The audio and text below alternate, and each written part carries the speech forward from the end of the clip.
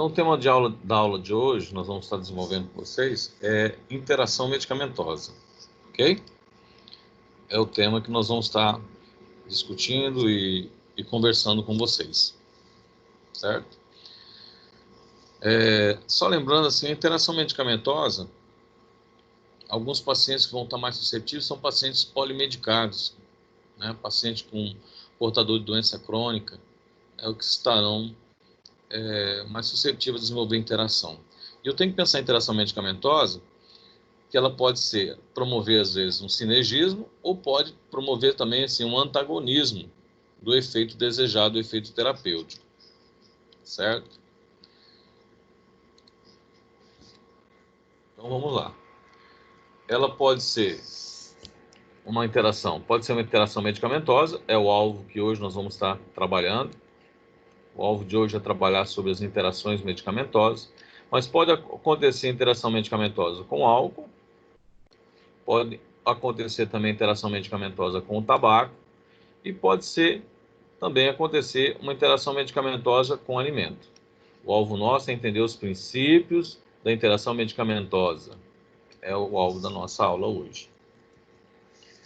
A interação medicamentosa, então, ela é um efeito que pode modificar, né, pode ser modificado desde da administração, pode levar ali uma interação, né, física, né, ou farmacotécnica, vamos dizer assim, uma interação farmacocinética e uma interação farmacodinâmica, tá bem?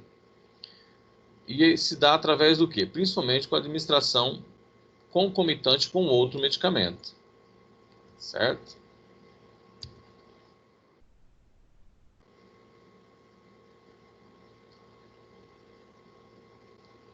Tem importância? Tem. Aí eu tenho que observar o seguinte, tem interação medicamentosa que tem importância clínica. E tem interação medicamentosa que não tem importância clínica. Então, isso que tem que ser avaliado também, tá certo? Então, se você consultar a literatura, todo medicamento, às vezes, tem interação com o outro. O que você tem que observar é se tem importância clínica, se está interferindo, principalmente no efeito terapêutico ou pronunciando as reações adversas, tá certo? Então, é isso que você tem que observar, se a interação medicamentosa tem a sua importância clínica ou não. As interações ocorrem com mais frequência, é claro, em pacientes crônicos, né? E pacientes o quê? Polimedicados, faz uso de medicamento contínuo, são pacientes polimedicados, portadores de doença crônica. Esses são os pacientes, seria a seleção do paciente que normalmente acontece as interações medicamentosas.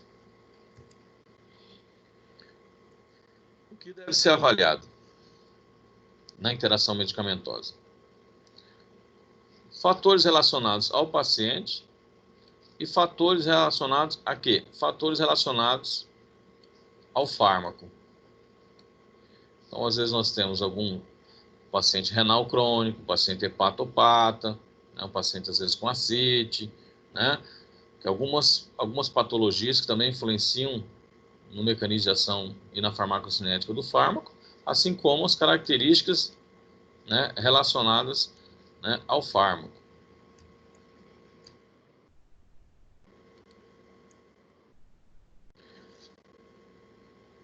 Fatores relacionados ao paciente. Então, nós temos, às vezes, distúrbios genéticos, como é o exemplo do paciente com deficiência da 6-fosfato desidrogenase. É uma enzima que, na hemácia, é um exemplo aqui, né? Na hemácia, essa enzima diminui a produção de O2. Então, tem alguns medicamentos que induzem, ou seja, induzem dentro da hemácia a produção de água oxigenada. E essa enzima faz várias reações e forma o quê? Dentro da hemácia, água. Então, não permite a destruição. Mas quando o paciente tem deficiência dessa enzima, a 6-fosfato desidrogenase, o que acontece? A água oxigenada aumenta a concentração dela né, dentro da hemácia e se liga na membrana e explode, vamos dizer assim, destrói. Aí causa o que nós chamamos de anemia hemolítica. Então, os estudos genéticos têm que ser levados em consideração, né? Algumas doenças também têm que ser levadas em consideração. A alimentação do paciente também tem que ser levada em consideração. O meio, se ele usa algumas drogas lícitas, né, como o fumo, tabaco e o álcool, porque também pode influenciar na ação dos medicamentos. Fatores relacionados ao fármaco. Ou observar a dose, se ele está na dose adequada, se ele está acima da dose terapêutica, a duração do fármaco, o esquema posológico, que aí entra aqui um outro serviço do farmacêutico, que é a conciliação medicamentosa, as vias que foram administradas e as formas farmacêuticas também podem levar a quadros de interação medicamentosa. Tipo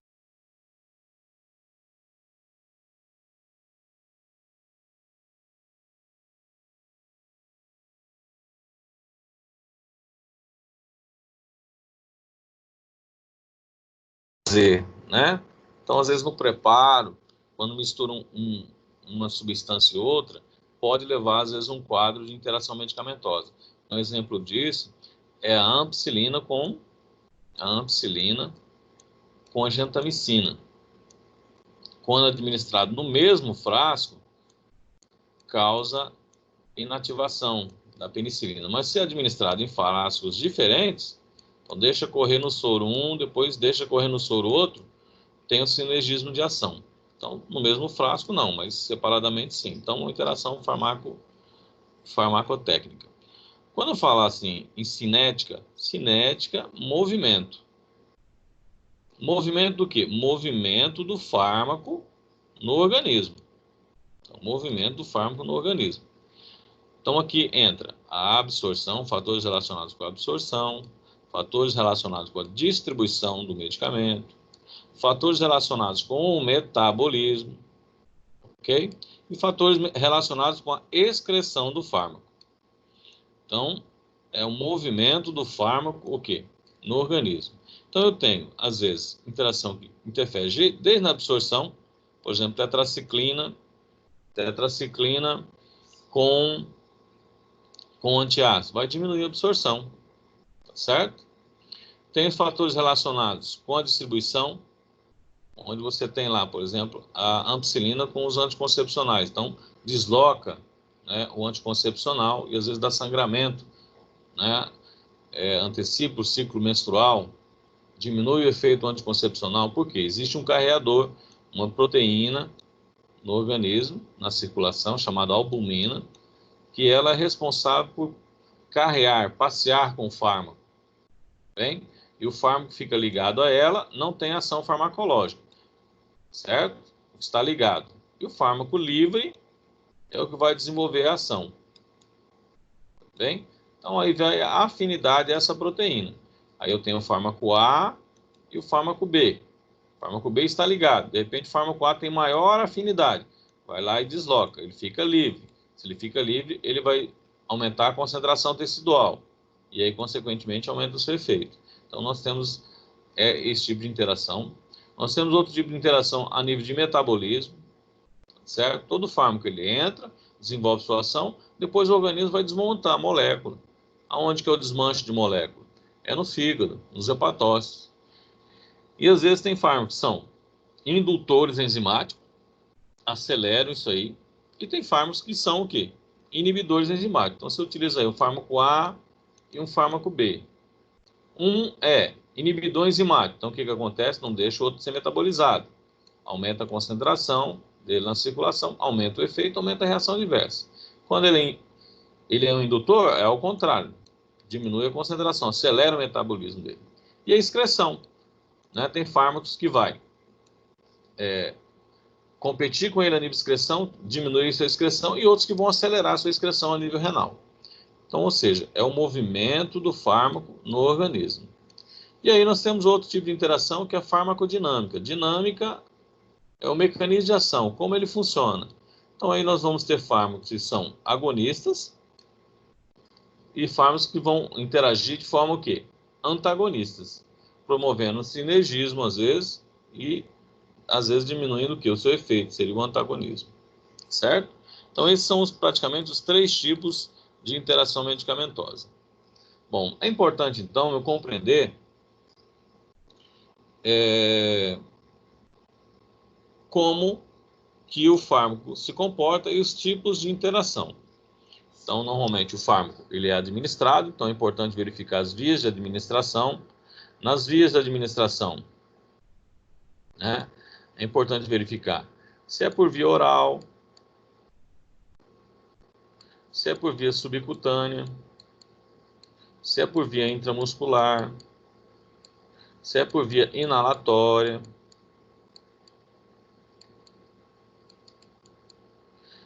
se é por via endovenosa, EV, tá bem?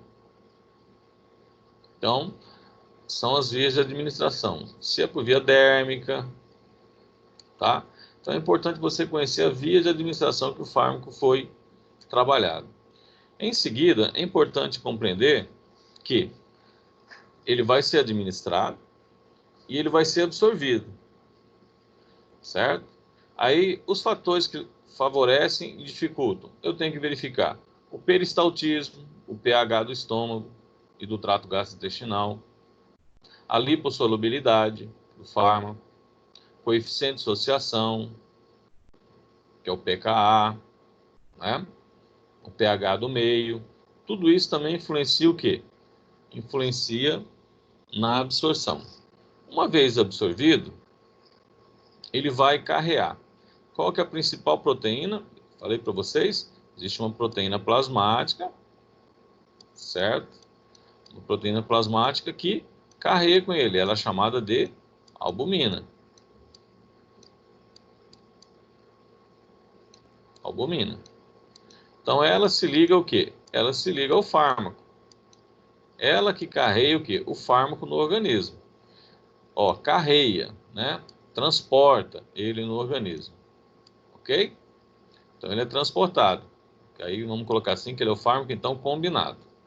Tudo bem? Quando ele está na forma livre, aí sim, aí ele vai exercer o seu efeito no sítio de ação. Aí ele pode se ligar a receptores, pode se ligar a enzimas, pode se ligar a transportadores, interferindo. E aí ele desenvolve o quê? Desenvolve o efeito. Desenvolveu o efeito, o que o organismo vai fazer com ele? Ele vai o quê? Biotransformar, você pode chamar também de metabolismo, tá certo? Metabolizar ele. Então, o que o organismo vai fazer? Você pode chamar ele também de metabolismo. Ele é metabolizado. Ele vai pegar a molécula, fazer várias reações com essa molécula. Que reações? Reações de oxidação, reações de desaminação, reações de hidrólise. Então, vai lá, adiciona a molécula lá dentro, adiciona um oxigênio dentro da molécula, ou seja, vai desmontando a molécula, tirando os radicais, abrindo os anéis, transformando ele num metabólito. E depois, no metabólito, ele sofre um processo de conjugação, é eliminado. Quando o fármaco ele é extremamente hidrossolúvel, é eliminado por via renal. Quando ele é mais lipossolúvel, ele é eliminado por via o quê? Hepatobiliar e fezes. E normalmente o que acontece? Ele é parcialmente, de repente é lipossolúvel, é 60% eliminado por via hepatobiliar e 30% eliminado por via renal. Então o organismo trabalha nesse sentido, tá bem? Ou é via renal, ou é via, se ele é mais lipossolúvel, hepatobiliar. Alguns fármacos que são mais lipossolúveis têm a capacidade de se acumular. Vamos dar um exemplo aqui, ó. Os benzodiazepínicos, tá bem? Especificamente o diazepam. Então ele se acumula principalmente no paciente idoso, né? Ele se acumula em 2 tecidos. Tecido adiposo, nos adipócitos.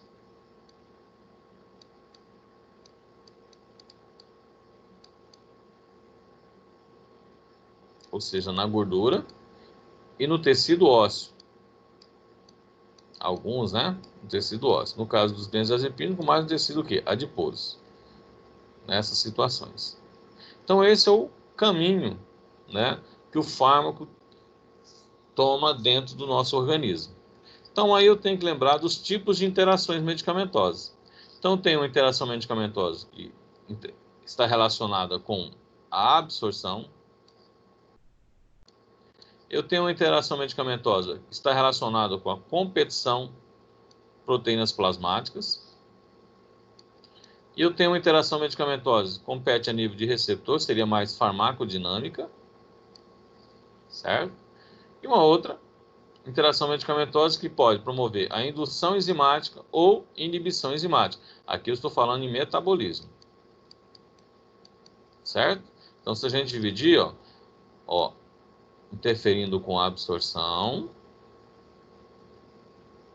tá certo? Com a distribuição, seria a competição com proteína plasmática, uma interação farmacodinâmica, tá aqui a nível de receptor, e uma interação a nível de metabolismo. Só faltou a excreção aqui, né? A excreção. Então, nós temos aqui, então, farmacocinético. A seria a farmacocinética, a absorção. B, que seria o quê? A distribuição. C, que seria o quê? C e D, que seria metabolismo. E, por último, aqui você poderia colocar uma F aqui, que seria excreção, a nível renal. E a outra seria uma farmacodinâmica, que seria competição a nível de quê? De receptor. Então, esses seriam os tipos, então, de interação medicamentosa que poderia vir a acontecer. Muito bem.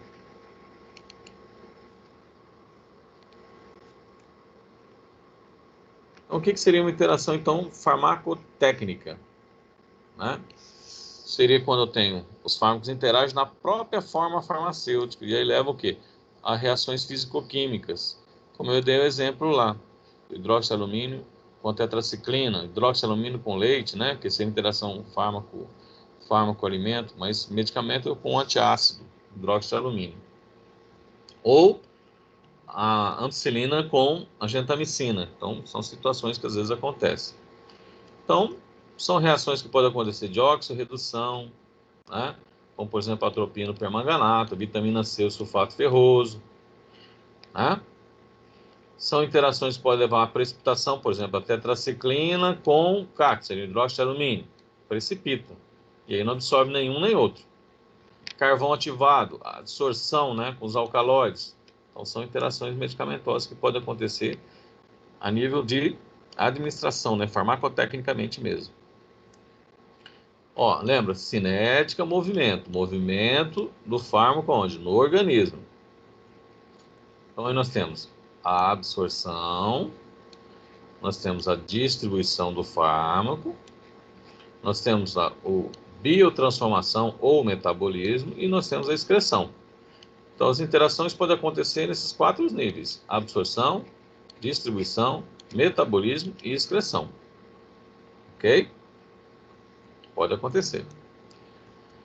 A nível de absorção, o que eu tenho que levar em consideração é o quê?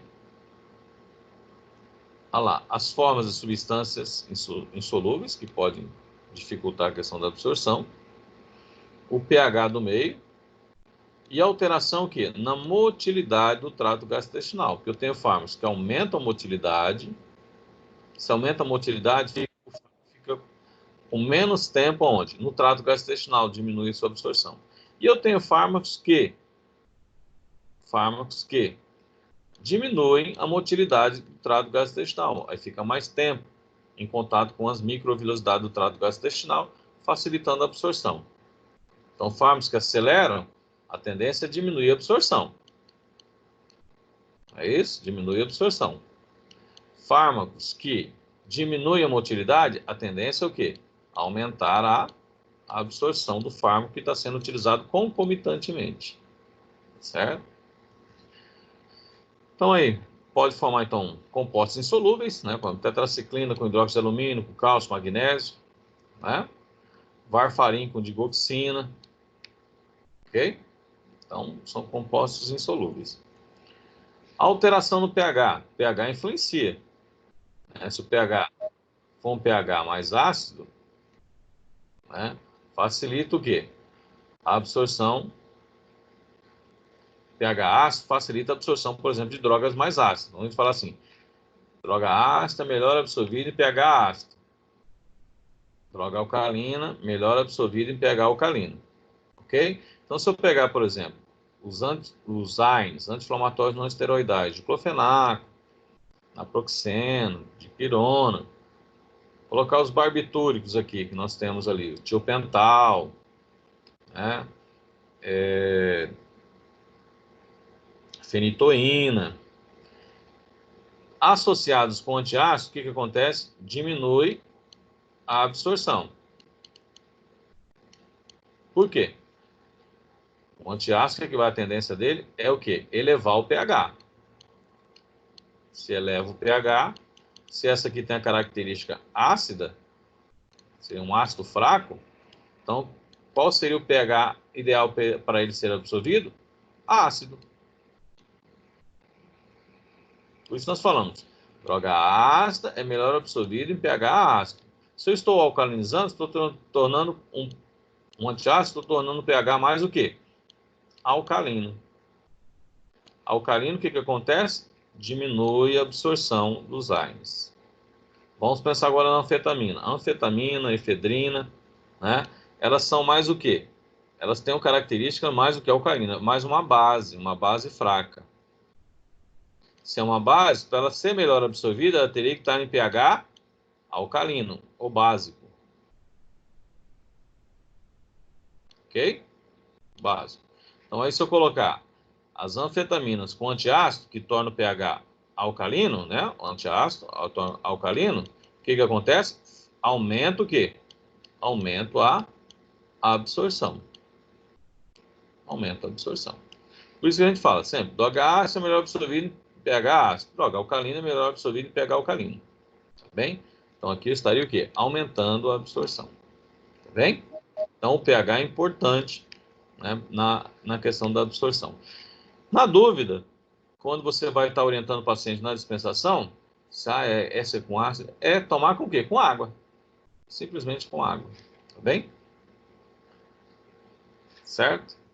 Vamos lá. Então, isso aqui é importante a gente compreender. Isso aqui é lá um princípio da química lá. Eu entender que a membrana, ela possui cargas elétricas. Certo? A membrana. A membrana das células. Um medicamento não vai ter aqui no estômago, ele não vai ter que ultrapassar as membranas das células do estômago. Tudo bem. Então, ela repele tanto carga positiva como carga negativa. Repele. Bateu, voltou.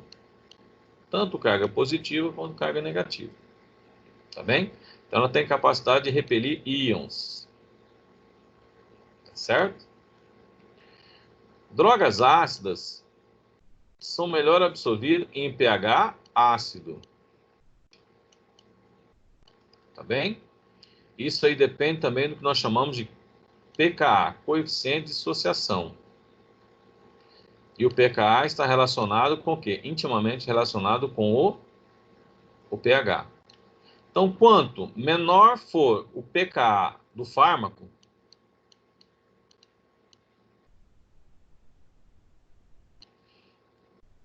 mais forte é o ácido. Quanto maior for o pKa do fármaco, mais alcalino, mais básico será isso daqui. Então, eu já sei que droga ácida é melhor absorvida em pH ácido. Droga alcalina, melhor absorvida em pH alcalino. Ou seja, droga básica, melhor absorvida em pH alcalino. Tudo bem? É o que está sendo colocado aqui. Então, drogas alcalinas, melhor absorvidas em pH alcalino.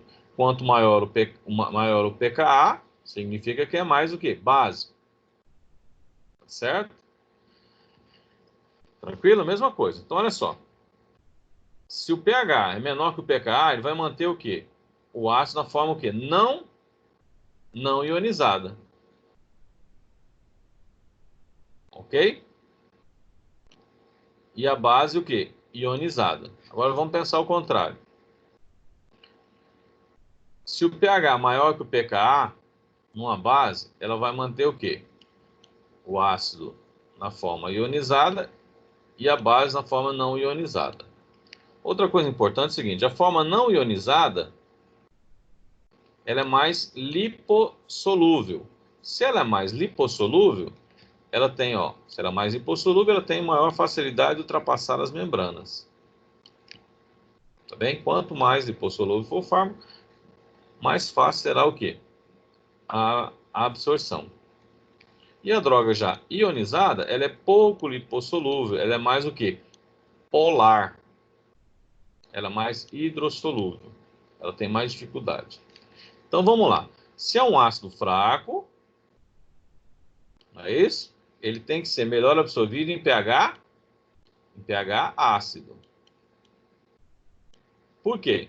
Então, se é um ácido fraco, ele está em pH ácido, o que acontece? Ele vai permanecer na forma o quê? Não ionizada. Não ionizada, ou seja, consegue ultrapassar a membrana. Agora, se eu administro, né, uma droga ácida em pH alcalino, o que acontece? Ele vai se ionizar. E aí, na forma ionizada, o que acontece? Lembra da membrana? Repele cargas. Vai repelir o ácido, vai dificultar, então, a absorção. Então, por isso nós falamos, droga ácida é melhor absorvida em pH ácido, porque permanece na forma que não ionizada. Não ionizada, a membrana não vai repelir, ele vai adentrar na célula. Ok? Vamos pensar na base agora. Droga básica é melhor absorvida em pH alcalino. Por quê? Vai permanecer na forma que não ionizada. E aí o que acontece com a membrana? A forma não ionizada não repele. Ela penetra. Agora, se eu administro uma base fraca, um fármaco que é uma base fraca, em pH ácido, o que acontece? Ela vai favorecer a reação para uma forma que ionizada. Se é ionizado, o que acontece com a membrana? Repele cargas. Vai lá e repele a base, dificulta então a absorção. Por isso que a gente fala, né? Droga ácida, melhor absorvida em pH ácido. Droga alcalina, melhor absorvida em pH alcalino. Estamos falando aqui na relação, então, de pKa, que depende de quem? Do pH do meio. Ok? Então, eu conhecendo esse princípio, eu posso, às vezes, facilitar a absorção de um fármaco, dificultar a absorção do fármaco, como também facilitar a sua excreção ou facilitar a sua reabsorção a nível renal. Olha só, então só esse conceito que às vezes você vê lá na química e não dá importância, na farmacologia é importante para a absorção, penetração em determinados tecidos, como também importante para a excreção do fármaco. Então tá aqui, ó. Lembra? Quanto menor, ó, a escala. Olha a escala. Quanto menor, né, o pKa do fármaco, mais forte é o quê? Mais forte é o ácido. Quanto maior o pKa, mais forte é o quê? É a base. Certo? Então, você pegar as penicilinas, ela tem um pKa em torno do quê? Em torno de 3. Aí você pega, por exemplo, ela é mais o quê? Tem mais a característica mais ácida. Tá bem? Você pega, por exemplo, o nitrazepam, o pKa dele é em torno do quê? Em torno de 11. Então, ele tem a característica mais o quê? Mais básica. Certo? Lembrando, então, que o pKa depende do quê? Do pH. Tá bom? Depende do pH. Certo? Porque droga ácida, pKa, quanto menor o pKa, mais ácido é. Droga ácida é melhor absorvida em pH ácido. E droga alcalina, né? Droga alcalina é melhor absorvida em pH alcalino. Tá bem? Vamos lá. Então, as alterações, agora vamos falando ainda, nós falamos em pH, pKa, coeficiente de associação, pKa, né? E drogas ionizadas, não ionizadas, pode facilitar ou dificultar a absorção.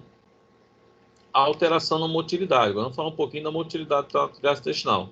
Então, tem fármacos como, por exemplo, os anticolinérgicos, o Buscopan, né? E a morfina, ou codeína, que é o Tilex, diminui a motilidade do trato gastrointestinal. Se diminui a motilidade do trato gastrointestinal, aqueles fármacos, né, que tem um maior contato no trato gastrointestinal, aumenta o quê? Às vezes a absorção do fármaco, quando está utilizando concomitantemente com isso aqui, com esses fármacos. Fármacos que aumentam a motilidade, aceleram o trânsito do trato gastrointestinal, como a metoclopramida, bromoprida, a eritromicina, domperidona, né? O que acontece? Se acelera o trato gastrointestinal, o fármaco fica menos tempo no intestino, consequentemente, diminui o quê? A absorção do fármaco que está sendo utilizado concomitantemente com ele. Tá bem? Isso aqui nós estamos falando em termos de motilidade do trato gastrointestinal. Tranquilo? Vamos falar agora um pouquinho sobre a distribuição. Distribuição, quem que distribui? Uma proteína plasmática. Tá bem? Que proteína plasmática é essa? É a albumina. A principal é a albumina. Tá certo? Então vamos lá. Então o fármaco pode estar na forma livre. Aí aumenta a concentração tecidual. Quando ele está na forma livre, aumenta a concentração no tecido. Aí aumenta o efeito e aumenta as reações adversas também. Ou pode estar ligada. Quando está ligada, está passeando na circulação. Está ligado, está na circulação. Tá bem? Está na circulação. Certo? Então, na forma livre, o fármaco desenvolve o efeito e, é claro, também as suas reações adversas. E quando está na forma ligada, está passeando com a albumina. Tá bem? Então, agora nós temos fármacos que têm maior ou menor afinidade pela albumina. Tá bem? Então, nós temos lá o fármaco A e o fármaco B. Certo? Então, vamos colocar aqui que o fármaco B está ligado à albumina. Certo? Administrei lá o fármaco A. O fármaco A tem maior afinidade pela albumina. Então, o que o fármaco A vai fazer? Ele vai deslocar o fármaco B e vai ficar no lugar do fármaco A. Se o fármaco é deslocado, o que acontece? Ele vai aumentar na concentração o quê? Na forma livre.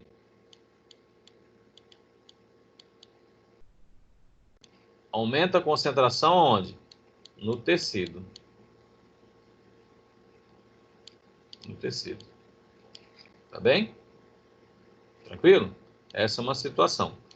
Agora, às vezes eu tenho o fármaco A, agora outra situação. Fármaco A que tem maior afinidade, fármaco B tem lá a sua afinidade, mas menor. Mas se eu multiplico, se eu aumento 10 vezes mais a concentração do fármaco B, põe lá 10 vezes mais, o que acontece? Aí, por mais que o fármaco A esteja ligadinho lá, o fármaco B está 10 vezes mais concentrado. Ele vai fazer o quê? Ele vai deslocar o fármaco A, por mais que ele tenha maior afinidade à albumina. Aí aumenta o quê? A concentração tecidual do fármaco A. Entenderam isso? Então se dá através da afinidade e também se dá através do quê? Da concentração do fármaco na circulação. E o processo ocorre através do quê? por competição de deslocamento do sítio de ação. Tá bem? E aí acaba o que acontece? Interfere no volume de distribuição. Ou seja, o fármaco livre, né, aumenta a concentração tecidual. E aí aumenta o efeito, aumenta as reações adversas. Tá bom? Então aqui eu estou mostrando para vocês, ó, a albumina, principal proteína plasmática, você entende o vários fármacos se ligando. Então isso aqui vai depender do quê? Da afinidade, né? Esse é maior, esse é menor, a concentração dele também. Se é 2 vezes, 3 vezes, aí quem tiver maior, quem for maior, tem maior afinidade ao sítio de ligação na albumina, ou quem está com maior concentração na circulação, é que vai se ligar nela, vai passear. Lembrando que o fármaco livre é o que desenvolve o efeito e as reações adversas. Tá bem? Muito bem. Então, aí a fração livre do fármaco, né, no soro. Aí não observa amitriptilina, imipramina, tá bem? Ninguém vai ficar decorando isso, né?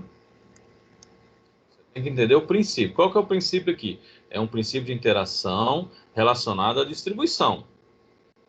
Então, se dá através do quê? Se dá através da afinidade da albumina ou através do quê? Da concentração plasmática. Quanto mais concentrado, ele vai deslocar. Quanto mais afinidade, ele vai deslocar. Bem? Então, tá lá, 80%, né, na forma ligada, no ácido mefenâmico, na ácido nalidílico. E é o que nós já explicamos, né? Tá ligado? O que acontece? Se o outro tiver maior afinidade, ele vai lá e desloca. Tá bem? Ou se eu multiplicar por 10 vezes a concentração, ele mesmo tendo maior afinidade, acaba também deslocando. Certo? E aí a droga livre é que exerce o quê? Exerce então o efeito. Então aumenta a concentração tecidual. Toda vez que eu desloco, né, o fármaco da albumina, ele fica na forma livre, aumenta a concentração tecidual, aumenta o efeito, aumenta as reações adversas. Bom, uma outra interação é o quê? A biotransformação, ou também chamada de metabolismo.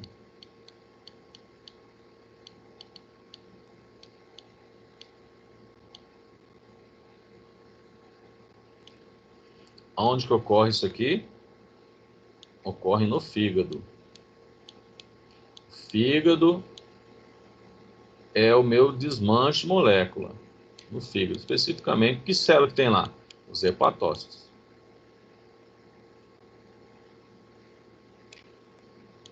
São células que têm alta capacidade de reações enzimáticas para desmanche de molécula. Então você tem o fármaco, né? Estou dentro do hepatócito, ocorrem diversas reações aqui, que nós chamamos então aqui de reações o quê? Não sintéticas, né? Não vou sintetizar nada, eu vou desmanchar, certo? Então são as reações que ocorrem de oxidação, hidroxilação, desalquilação, a desaminação, tira o grupamento amino, hidrólise, acrescenta a molécula de água na molécula, acrescenta a molécula de oxidação, oxigênio. Qual que é o objetivo? Você, retirar esses radicais. Outro vai lá, outra reação, retira esse outro radical. Outra acrescenta o quê? Um oxigênio, né, na molécula. Outro vai ocorrer uma reação de hidrólise na molécula, então vai lá e abre o anel. Tudo isso é o quê? Para tentar desmanchar a molécula, tornar ela mais o quê? Hidrossolúvel. Quanto mais hidrossolúvel, melhor. Hidrossolúvel. E aqui eu formo o que nós chamamos o quê? Um composto intermediário, que é um metabólito.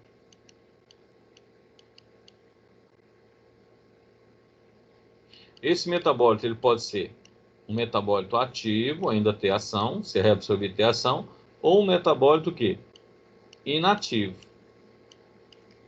Tá bem? Então aqui várias reações na fase 1 formam o quê? Formam metabólito, derivado que nós chamamos de metabólito.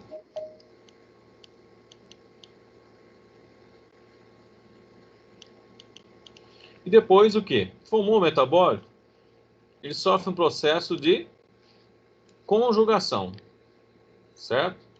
Aí forma o quê? O glicoronídeo. Aí são reações o quê? Sintéticas. Então vai lá, se complexa com o metabólito e forma o quê? O glicuronídeo. Então, aqui ocorrem reações, forma o quê? O glicuronídeo, e aí ele é excretado. Tá bem? Se o organismo conseguiu desmanchar a molécula e tornar mais hidrossolúvel, é excretado por via renal. Se ele é lipossolúvel, parcialmente é por via renal e parcialmente o quê? Hepato biliar. Hepato biliar e fezes. Tá bem? Por isso que a gente vê às vezes nas bulas, parcialmente eliminado pelas fezes, ou 60% eliminado pelas fezes, 20% eliminado por via renal, e assim sucessivamente. Então, é totalmente eliminado por via renal. Então, é um fármaco extremamente hidrossolúvel, e o que eu consegui, né, desmanchar a molécula. Então, o fígado é um desmanche molécula. O hepatócito tem a função de desmanchar a molécula. Com que tipo de reações? Reações que nós chamamos de reações de fase 1. Ocorre, então, oxidação, hidroxilação, desaminação, desalquilação. Qual que é o objetivo? Desmanchar a molécula, transformar ela num metabólito, num composto intermediário. E esse composto intermediário depois sofre um processo, conjuga, né, com o glicuronídeo. O processo é chamado de conjugação, e aí eu tenho o glicuronídeo, e é excretado por via renal ou hepato biliar, quando é mais lipossolúvel. Agora eu tenho os fármacos, presta atenção, quando que eu interajo, né? Fármaco A mais o fármaco B. Aí eu tenho que saber se esses fármacos, quem que é indutor e quem que é o quê? Inibidor enzimático. Se eu tiver acrescentado, por exemplo, o fármaco A, né? Ele está sofrendo aqui, fármaco A. Só que o fármaco B é o quê? É um fármaco indutor enzimático. Ó, ele vai induzir as enzimas. O que que vai fazer então? Ele vai o quê? Acelerar o metabolismo dessa droga. Então vai diminuir a concentração no sangue, diminui o efeito, certo? E diminui as reações adversas. Mas principalmente aqui a preocupação é não diminuir o efeito. Então ele acelera o metabolismo, porque vai promover o quê?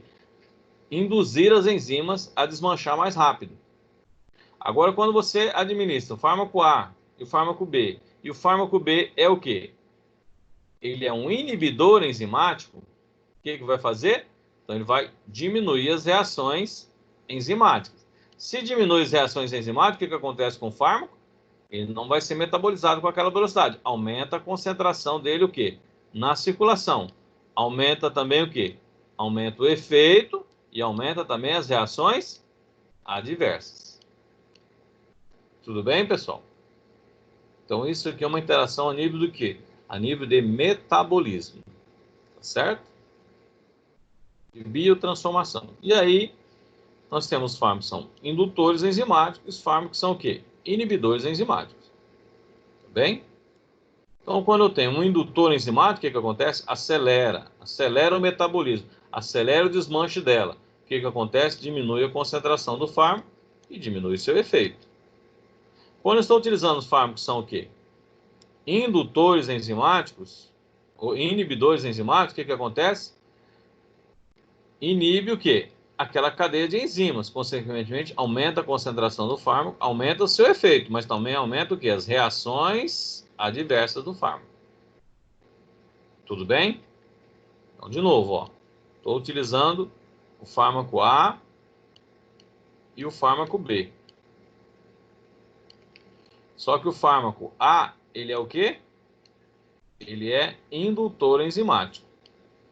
Se ele é indutor enzimático, o que vai acontecer lá no fígado? Ele vai acelerar o metabolismo. Então, aquelas reações de fase 1,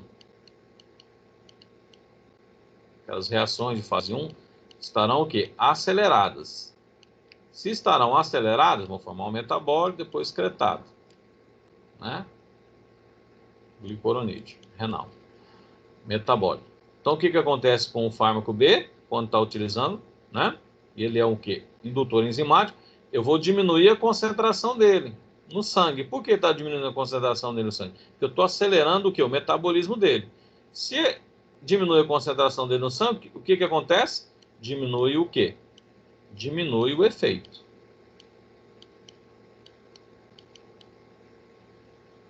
Vamos dar um exemplo aqui, ó. a mulher utilizando lá um anticoncepcional, utilizando junto uma rifampicina. O que vai acontecer? Então, utilizando lá um anticoncepcional e está utilizando a rifampicina. O que a rifampicina é? Um indutor enzimático. O que ela faz? Acelera o metabolismo anticoncepcional.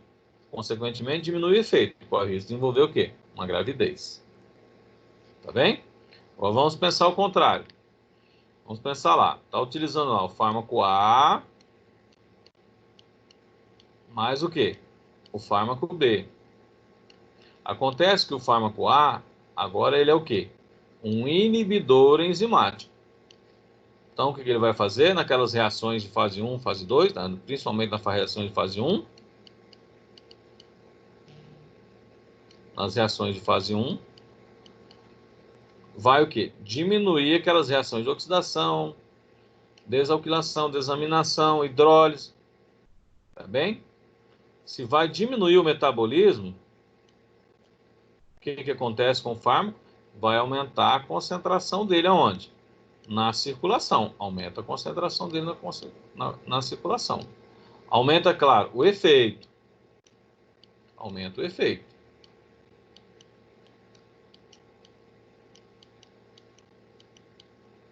Mas também aumenta o quê? Aumenta também as reações adversas. Vamos dar um exemplo aqui. A ciprofloxacina com varfarina. Então tá lá, ciprofloxacina com varfarina. Ciprofloxacina é um antibiótico, varfarina é um anticoagulante. A ciprofloxacina é um inibidor enzimático, diminui o metabolismo do varfarin, aumenta a concentração do varfarin. Se aumenta a concentração do varfarin e ele é um anticoagulante, a probabilidade de desenvolver o quê? Sangramento. Tá certo? Então aí nós temos reações de inibição e reações de indução enzimática. Estou falando reações aqui, uma interação medicamentosa a nível de farmacocinética, especificamente no metabolismo. Bem? E eu acabei de citar, olha lá, fármacos indutores e inibidores. Por exemplo, a rifampicina com anticoncepcional. Certo? A rifampicina é um indutor enzimático, então vai acelerar o metabolismo. Consequentemente, vai diminuir a concentração do fármaco. Se diminui a concentração do fármaco, vai diminuir o quê? Diminui o seu efeito.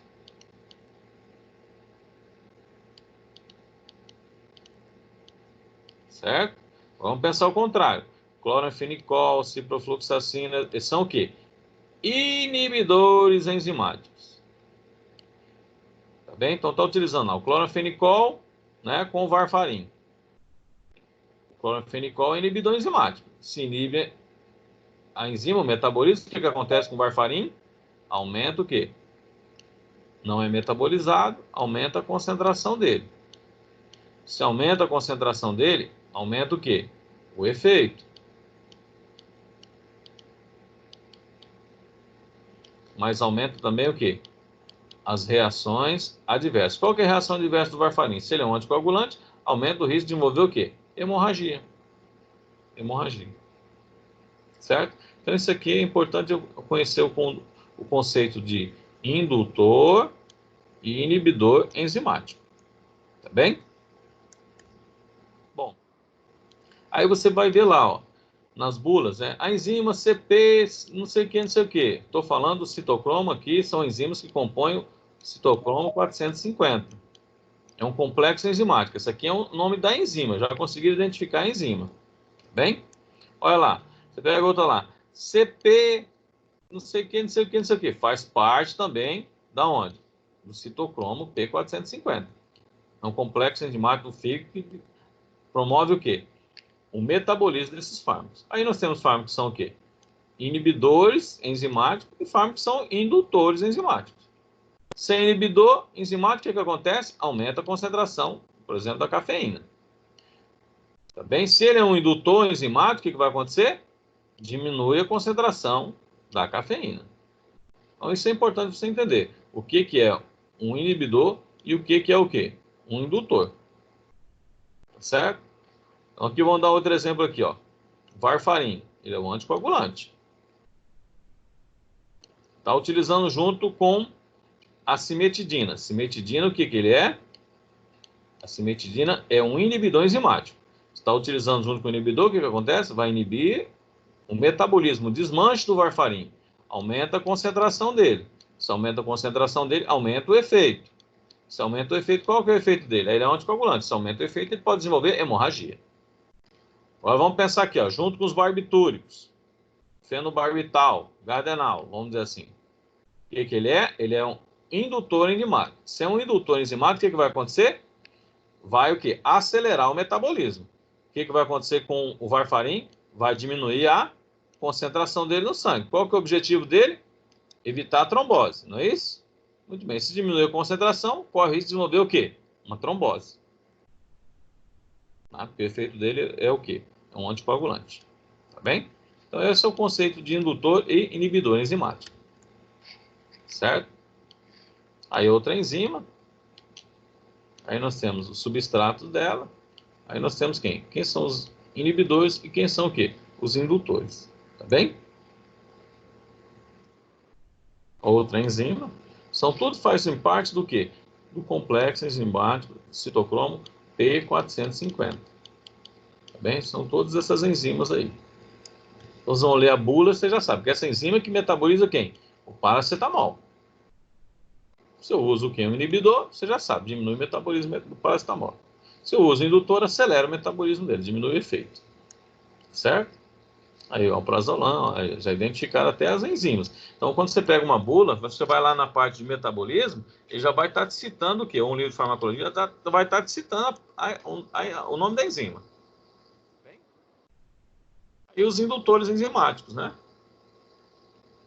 Aí, o que acontece? Acelera o metabolismo. Aqui um exemplo, né? Onde eu tenho os inibidores da MAO e a anfetamina, né? Ou a tiramina. Exacerba o quê? O efeito da atividade simpática.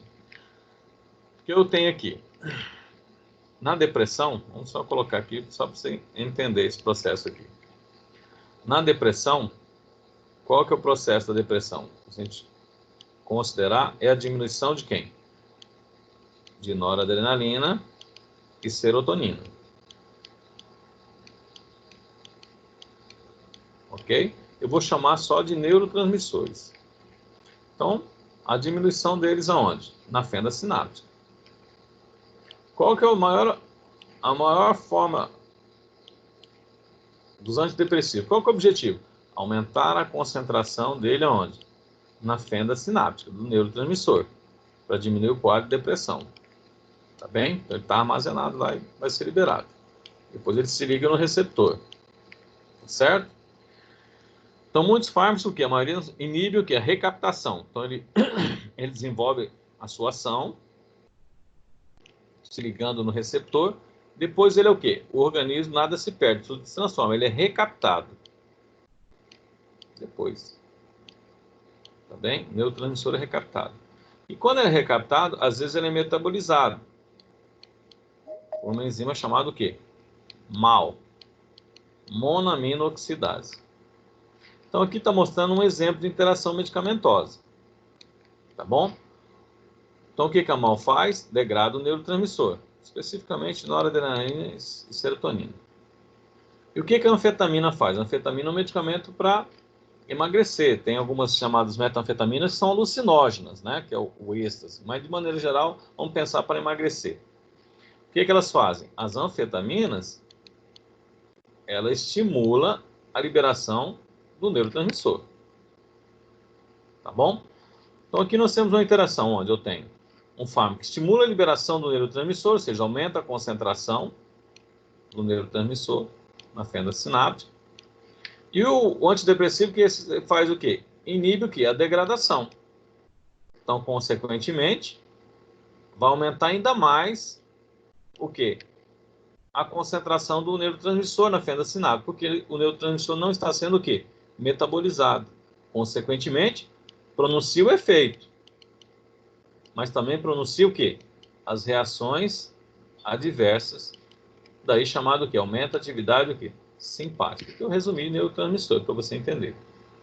Certo? Então, aí é uma interação de inibição enzimática. Certo? Aqui uma outra interação medicamentosa, né, que causa o que chamam de síndrome de acetaldeído, né? O álcool, ele sofre metabolismo, ele é metabolizado em acetaldeído.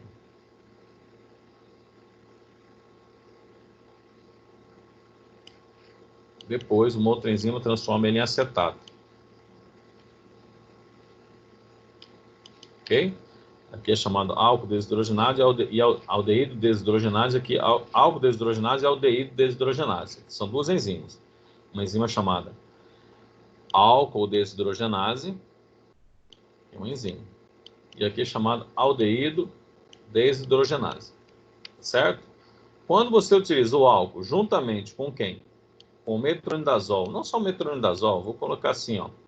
MST. É metronidazol, segnidazol, tinidazol. Tá bem? O que ele faz? Ele desenvolve o efeito dele, né? Que tem ação antiprotozoária e antimicrobiana para bactérias anaeróbias, mas quando utilizado com álcool, ele vai lá e inibe a enzima. O que acontece? Aumenta a concentração de acetaldeído. Aí o paciente passa mal. Ele fica com a face vermelha, dor de cabeça, náusea, vômito. Tá bem? Então acontece isso. Eles chamam de reações o quê? Reações disulfiram, causado pelo disulfiram. Há tempos atrás tinha um medicamento chamado o quê? Tira-álcool, né? Tira-álcool. Que a mulherada utilizava ele, misturava na comida, sem o marido saber. Aí o marido tomava álcool, né? Aí o que acontece? A cervejinha dele passava mal. Aí ele prometia que não ia tomar mais, aí ia parando de beber. Então, esse medicamento aqui ainda tem hoje, é chamado tira-álcool, né? Mas é só vendido sobre o quê? Sobre retenção de receita, né? Ele está no controle especial, certo? Muito bem. E a nível de excreção? Aí tem fármacos que vão inibir a excreção a nível renal ou acelerar a excreção, né? Inibe a excreção, melhora o quê? Também a reabsorção, tá certo? Bom, aqui eu também tenho que lembrar do quê? Dos conceitos, tá bom? Droga ácida melhor absorvida em pH ácido. E na excreção, eu tenho que pensar que eu tenho que eliminar, excretar ele. Ele não pode ser reabsorvido. Então, se é uma droga ácida, como é que eu faço para facilitar o quê? Aumentar a excreção. Se é uma droga ácida, eu alcalinizo a urina. Se é uma droga básica, eu o quê? Eu acidifico a urina. Por que isso? Vamos lá. Então tá lá o fármaco. Aí vamos colocar aqui o ácido. Bem? Ele é jogado aonde? Dentro da luz, né? Que é a cápsula de Bowman, tubo contorcido proximal, alça de Henle, tubo contorcido distal, ducto coletor. No tubo contorcido distal e no ducto coletor ocorre o processo de reabsorção. Então tá lá. O que acontece? Vamos colocar aqui o ácido. Então o ácido, ele está na forma o quê? Não ionizada, na forma não ionizada. Então ele ultrapassou a membrana. Então ultrapassou a membrana aqui, ó. Veio para onde? Veio para a urina. Aí ele vem lá. Pá. Muito bem. Aqui no tubo contorcido distal e no ducto coletor ocorre um processo do quê? De reabsorção. Muito bem. Então ele passou, tá lá. Certo? Veio muito bonitinho, tá. Tá ele aqui. Aqui está sofrendo agora o processo do quê? De reabsorção. Estou aqui agora, ó. Ele tem que ultrapassar essa membrana aqui. Para ele ultrapassar essa membrana, ele tem que ficar na forma, o quê? Não ionizado. Como que eu faço para facilitar o quê? A excreção. Ou seja, ele bater lá, voltar e aí ser excretado. certo? Bate lá, volta e ser excretado. Ele tem que estar na forma ionizada ou não ionizada? Ele tem que estar na forma o quê? Ionizada, porque a membrana repele. Então, se ele é uma droga ácida, um ácido fraco, como é que eu faço com o pH da urina? Eu vou o quê? Alcalinizar. Se você alcaliniza, ele vai ficar na forma o quê? Ionizada. Certo? Ionizada. Tá lá, na forma ionizada. Ele vai lá, bate, volta e vai embora. Na forma ionizada, ele bate na membrana, volta, fica na luz, e aí ele é o quê? Aí ele é excretado. Tá bem? Então, droga ácida melhor absorvida em pH ácido. Droga ácida melhor excretada em pH alcalino. Agora vamos pensar lá. Ah, não é absorvido, vai embora. Então, pH alcalino. Agora vamos pensar na base. A mesma coisa. A base está lá, tem que ultrapassar a membrana da cápsula de Bowman, então ela vai estar na forma o quê? Não ionizada. Tudo bem. Está lá. Ultrapassou na forma não ionizada. E ela vem. Pá, lá no tubo contorcido distal e no ducto coletor, ocorre o processo de reabsorção. Tem que ultrapassar uma membrana aqui. A membrana repele cargas positivas e negativas. Então está lá a base. Muito bem. Lembra? pKa depende do pH. Droga básica é melhor absorvida em pH básico. Agora vamos pensar em excreção. Droga básica é melhor excretada em pH ácido. Então o que você faz? Acidifica o pH. Acidificando o pH, ele vai ficar na forma o quê? Ionizada. Na forma ionizada, ela bate lá e volta. Bate e volta, aí ela é o quê? Ela é excretada. Tá bem? Então tá lá, ó. Você acidifica o pH, fica na forma o quê? Ionizada. Ela bate na membrana e volta. E aí ela é o quê? Ela é excretada. Tá bem? Tem alguns fármacos que inibem a excreção, por exemplo, a penicilina com a probenicida diminui, compete com a penicilina, né? Na excreção, então não deixa a penicilina ser excretada e aumenta a concentração da penicilina. Essa aqui é uma interação benéfica, né? Que aumenta o tempo de meia-vida da penicilina. Certo? Muito bem. Então tá lá. Como é que eu posso para alcalinizar ou acidificar? Para mim, alcalinizar, eu utilizo o bicarbonato ou lactato de sódio. Para mim, acidificar, eu utilizo o quê? O ácido ascórbico, que é a vitamina C. Tá bem? Vitamina C. Você acidifica e aqui você alcaliniza. Certo? Bem. Então tá lá, ó. Então, por exemplo, os salicilatos, né?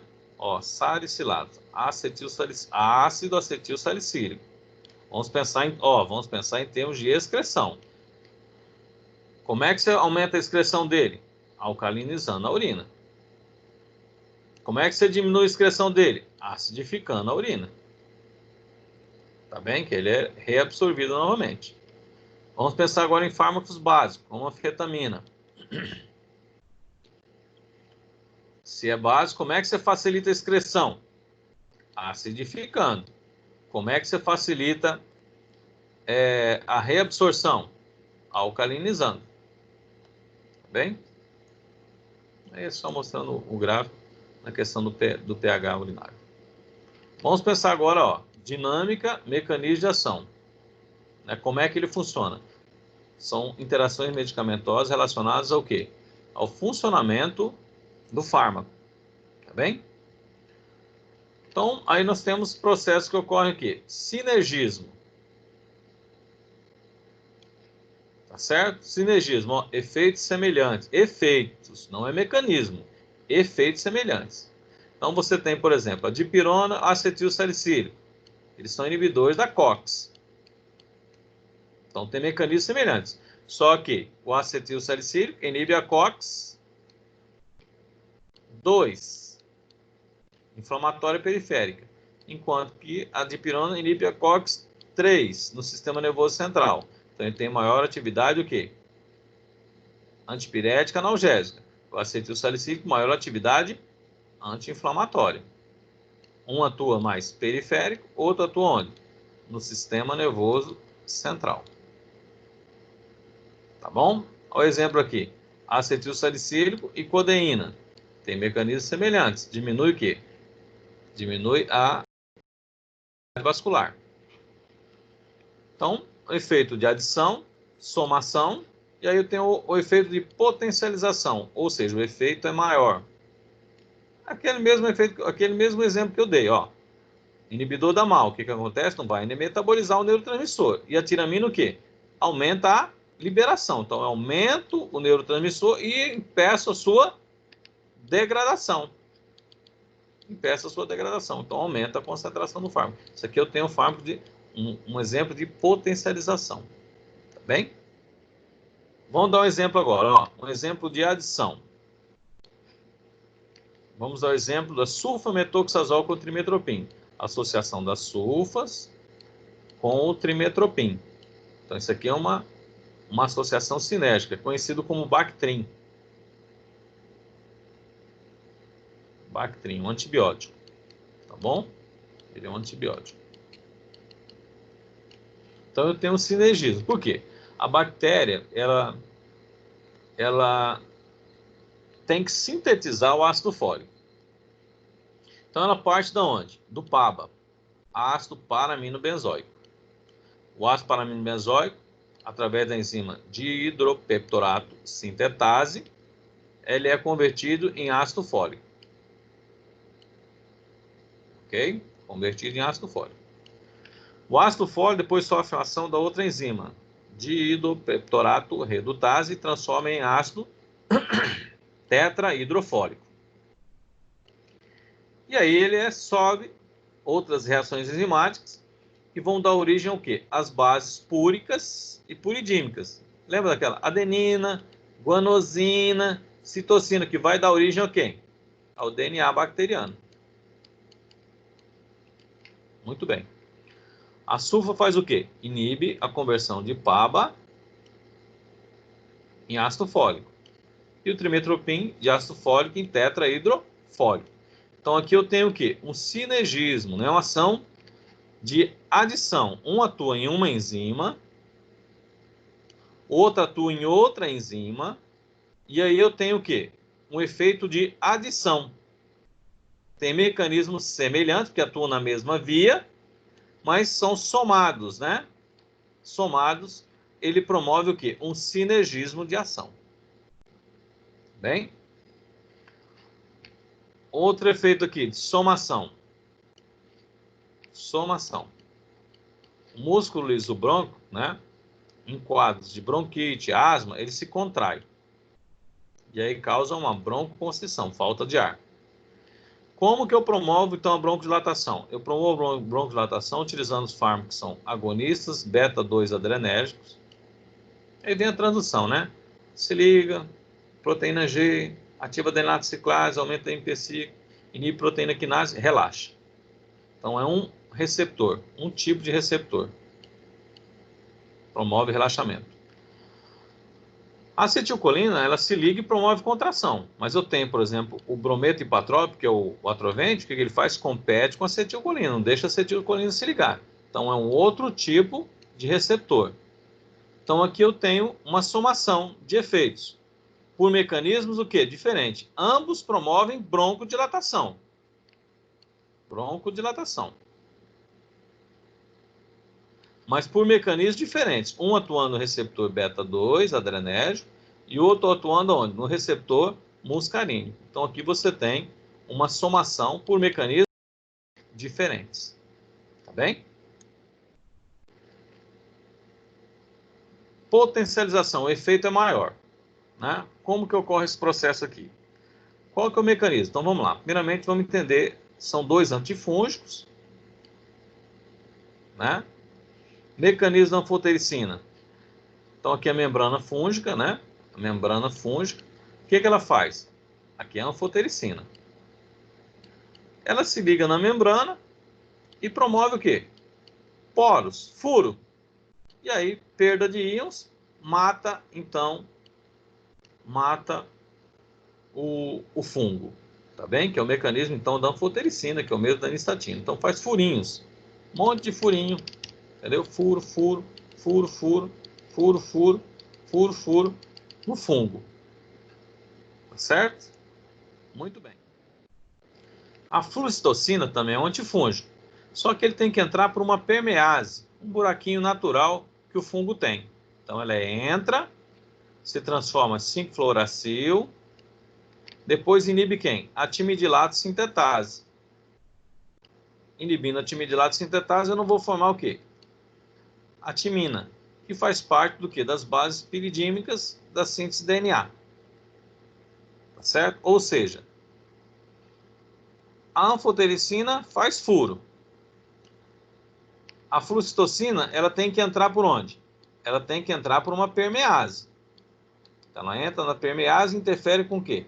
Com a síntese do DNA do fungo. Agora, veja lá. Se você adiciona, então, a anfotericina, que faz furo, e a flucitocina, que precisa da permease, precisa do furo para entrar, você tem o sinergismo. Porque uma faz o furo e a outra facilita o quê?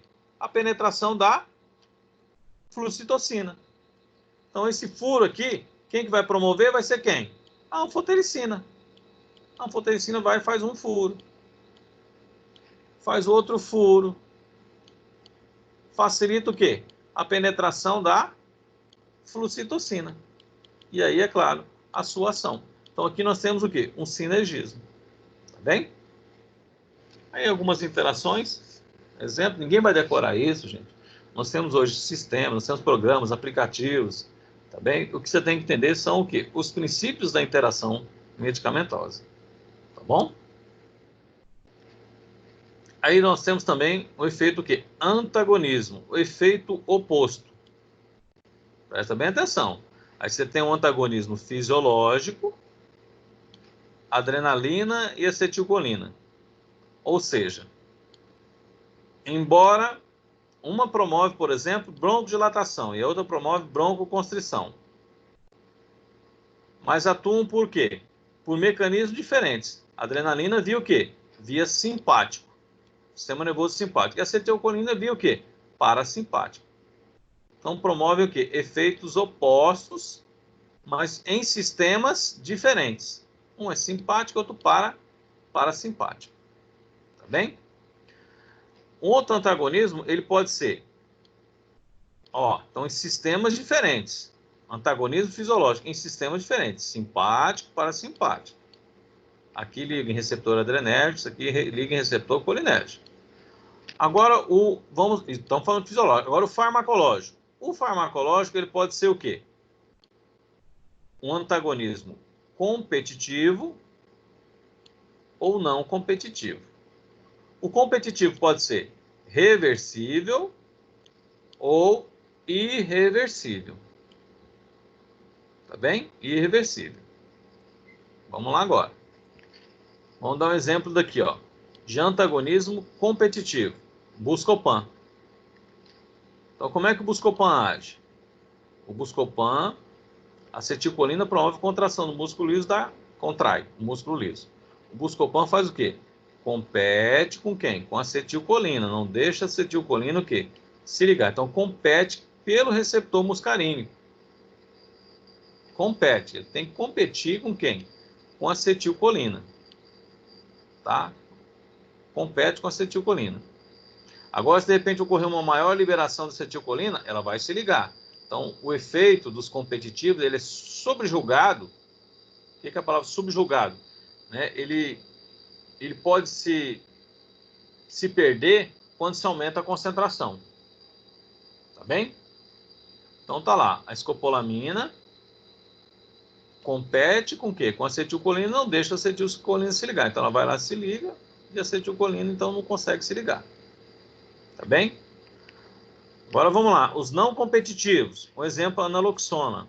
A naloxona é um antídoto para a intoxicação de pacientes que utilizam o quê?